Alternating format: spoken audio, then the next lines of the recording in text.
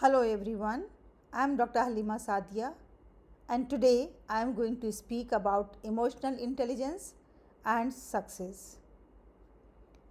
Let me begin with the story of Rashmi and Rahul.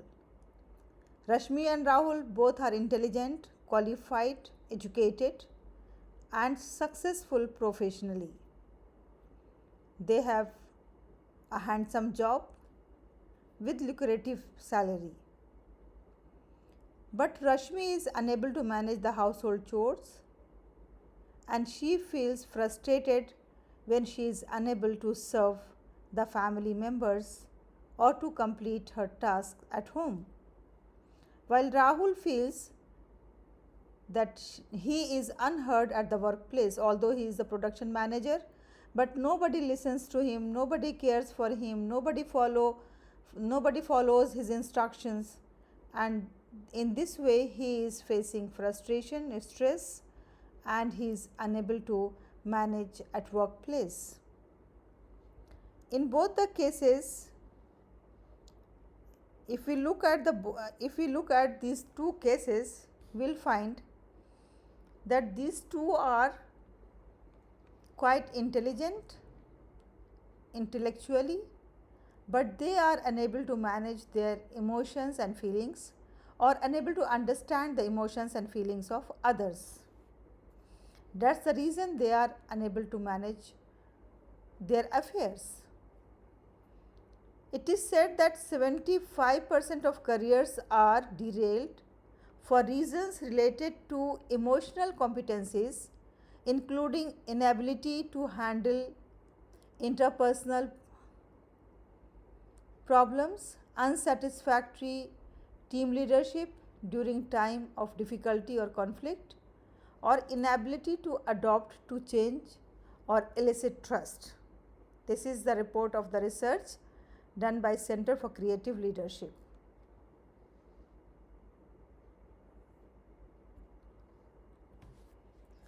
Daniel Goleman has spoken a lot about emotional intelligence.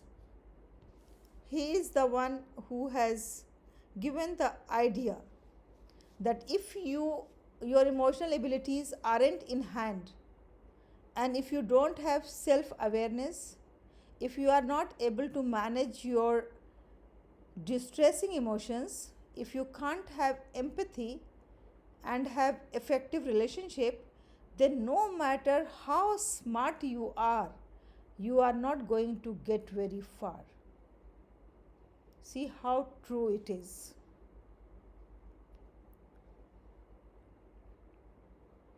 Theodore Roosevelt says, "No one cares how much you know until they know how much you care." So, care is the key factor. Dealing with the emotions is the key factor. Rashid Ogunlaru said, "The only way to change someone's mind is to connect with them from the heart." Very true.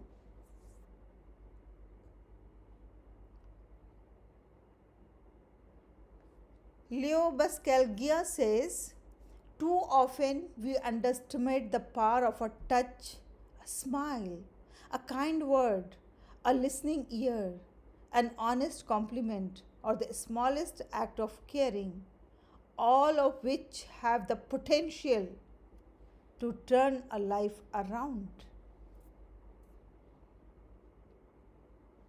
Yes, my dear friends, the employers look to hire and promote the candidates who are with high EQ. If we compare EQ with IQ, EQ is more preferred. The people with high EQ get hired easily. Their salary is quite higher than the others. They get easily promoted and they find satisfaction in their jobs.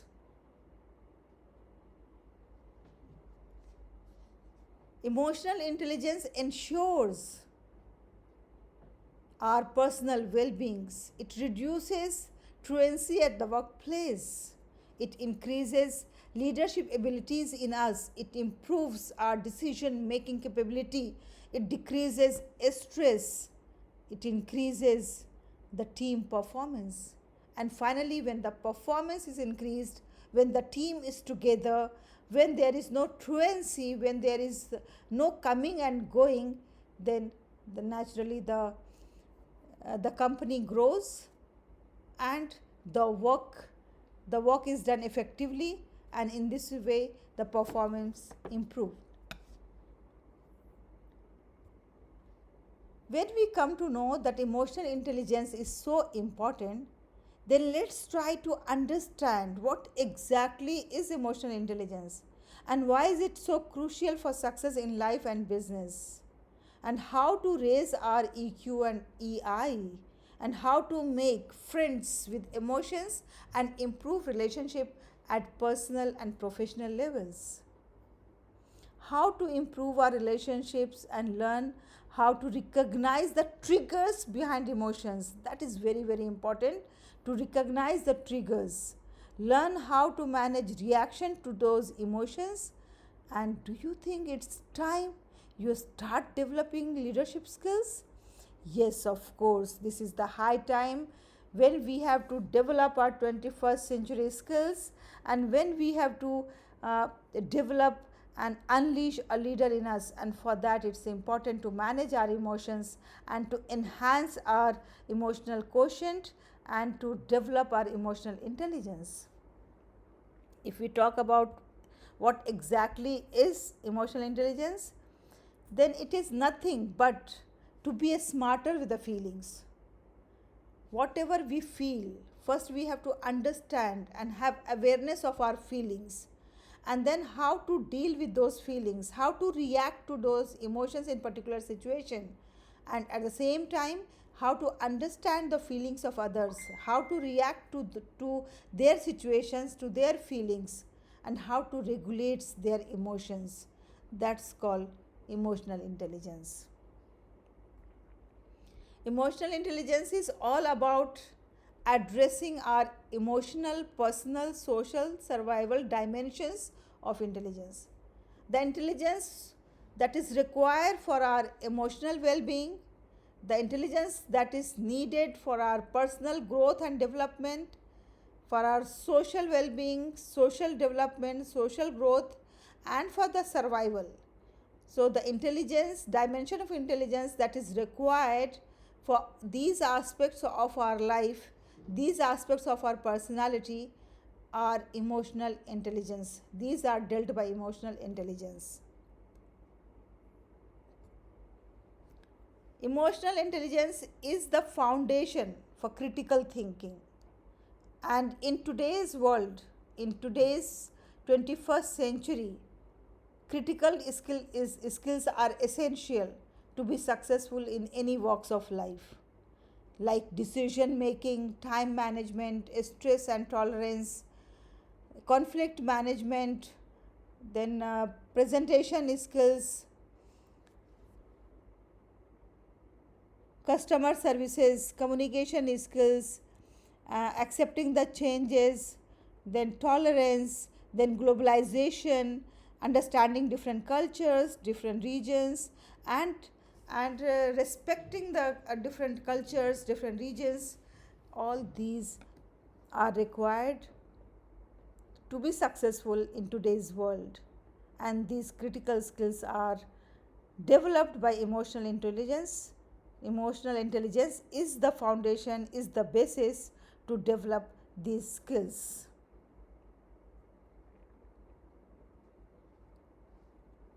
Now, a survey was conducted where it was tried to find out that why new hires failed, and then there was a comparison between emotional intelligence versus skills.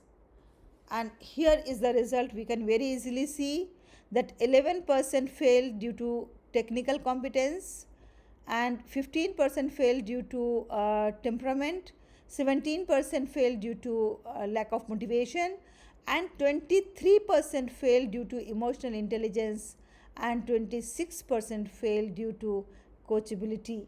So here we can see that among all these aspects, 23% is for the emotional intelligence, because they are not able to perform well, they are not able to succeed at the workplace, because they are unable to manage the emotions, their own emotions, and unable to understand the emotions of others, and then accordingly manage the emotions of others.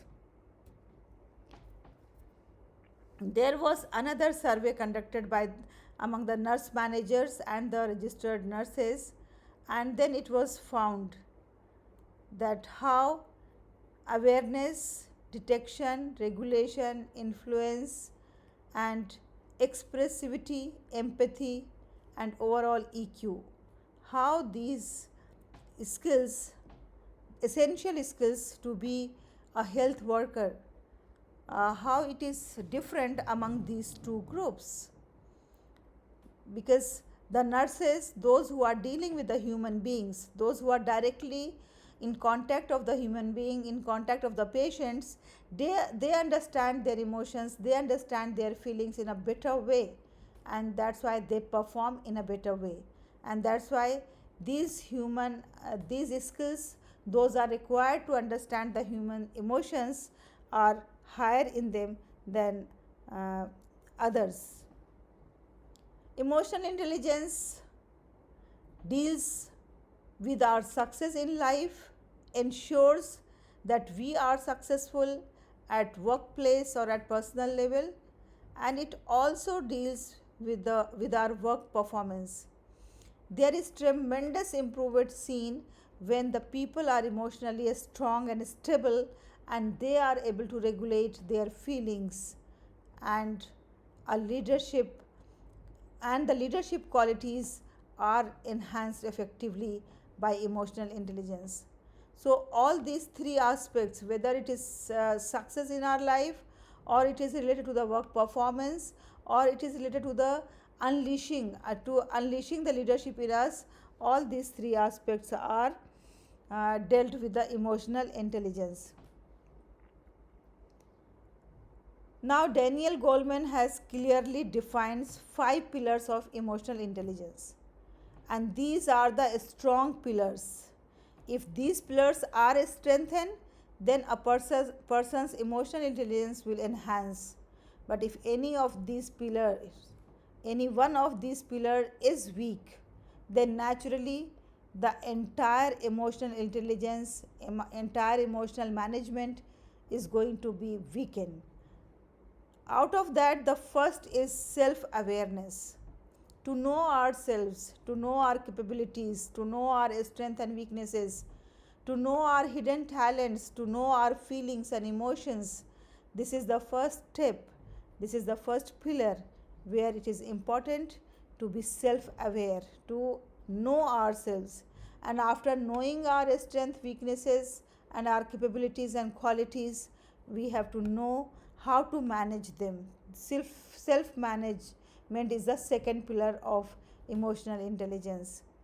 How to manage our time, how to manage our emotions, how to manage our feelings, how to manage our resources, how to manage our relationships. All these things are essential, and that comes under self management. Then, motivation. A person who has high emotional intelligence is always self motivated. The person never requires external factors to motivate him. A, a job done perfectly or effectively itself is an award, itself is a motivation for the person. And the person has empathy with the people, the person understands the feelings of others, the person keep himself in the shoes of others, and then try to analyze the situation and act accordingly. And then relationship management, whether relationship is based on blood or based on relation, or relationship at the workplace, all the relationships are essential, have to be managed as per their requirement and as per their needs, as per their levels. And a person who has high emotional intelligence always manage to keep the relationship perfect. So this is all about how to maintain high emotional intelligence. And this is all about ensuring that yes, emotional intelligence is required to be a successful person in life.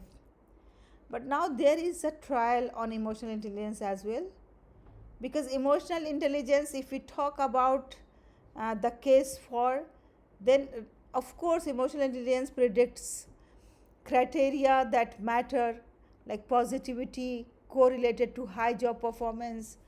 And also the study suggests that emotional intelligence is neurologically based. But when we talk about against, then emotional intelligence is too vague a concept, and it is so closely related to intelligence and personality that it is not unique when those factors are controlled. So still lots of researches have to be done, lots of studies have to be done on this aspect to determine that how exactly emotional intelligence can be measured perfectly, and how emotional intelligence can be developed at bottom level, at starting from pre-primary till the last age of a person, because emotional intelligence is needed at all the stage, at all the level. And in this way lots of researches have to be done, surveys have to be conducted, and then accordingly, after getting the findings, then we have to know more about this aspect of a person's personality, and then we have to focus more on this aspect of emotional intelligence. That's all. Thank you very much for watching and for listening to my talk. I hope it was useful for you. Thank you very much.